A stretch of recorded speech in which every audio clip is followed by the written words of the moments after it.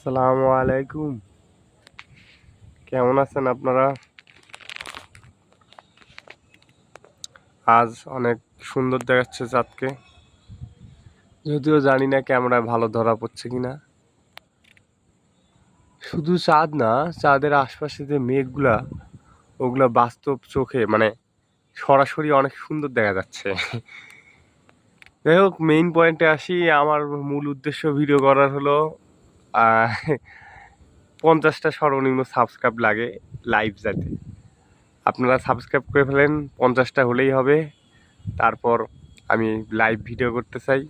আমার ভালো লাগা খারাপ লাগা শেয়ার করতে চাই। কেউ দেখুক না দেখুক তাতে কিছু যায় আসে না।